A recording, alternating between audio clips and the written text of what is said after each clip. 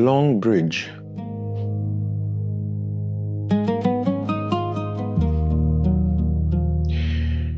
When you find yourself cruising through your 60s, you begin to notice the internal landscape begins to shift.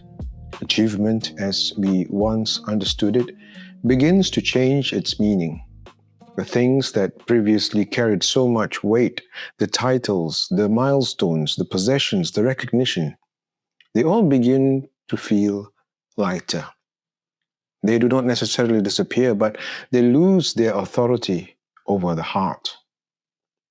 It is as if you have spent decades walking a long bridge.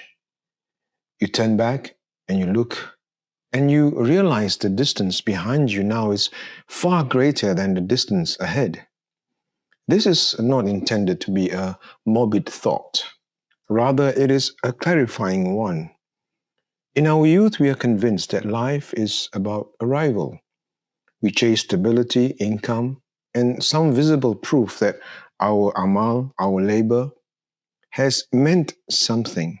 There is a necessity to that, of course. A person must provide and carry the responsibilities, but the later decades carry a different light. There comes a time when the question is no longer, what else can I achieve? The question becomes, what must I now return to? We begin to see that achievement without alignment is merely noise. Success without purpose is a burden, and accumulation without service is a quiet form of emptiness. The 60s are a threshold. You become aware of time in a way that it is no longer abstract.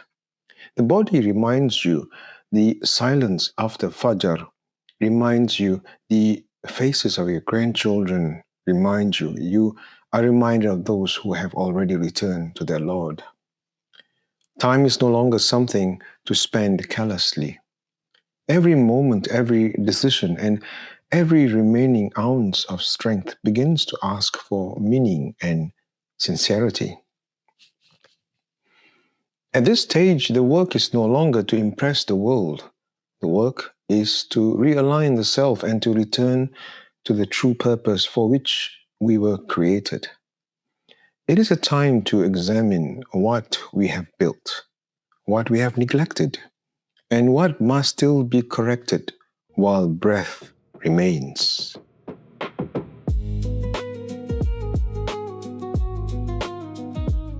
This is where we must begin to discuss legacy, but not in the shallow sense. True legacy is not a name engraved on a wall or the preservation of ego after death. True legacy is benefit. It is what continues to serve when we are no longer present. Consider what actually remains. Knowledge. Has it been passed on with sincerity?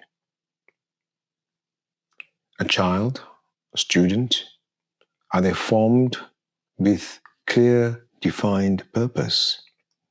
A family, has they been strengthened by patience?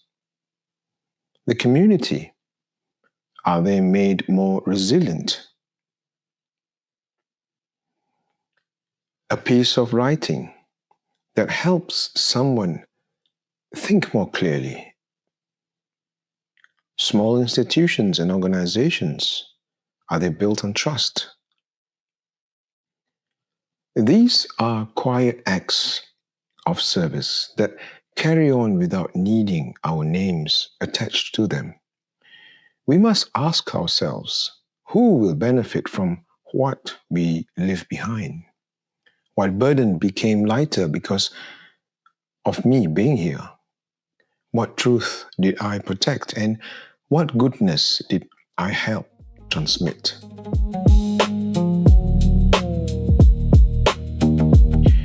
There is a strange mercy in growing older, in aging. It strips away illusion. It teaches us that wealth moves on, status fades and strength weakens, but benefit remains. A good word, a sincere teaching, or a path made easier for others. These are permanent. This later stretch of life should not be treated as decline alone. It is a period of purification, repair, and deliberate contribution. There is less time now for pretense, anger, or chasing the approval of people who will always one day be gone. The remaining years ask for seriousness without heaviness and tenderness without weakness. They ask for focus, not withdrawal. To live well in these years is to understand that the bridge is still beneath your feet. You are still walking. You are still being tested. And you are still being given opportunities to repair, to teach, and leave something useful and beneficial behind. Perhaps this is the real meaning of legacy.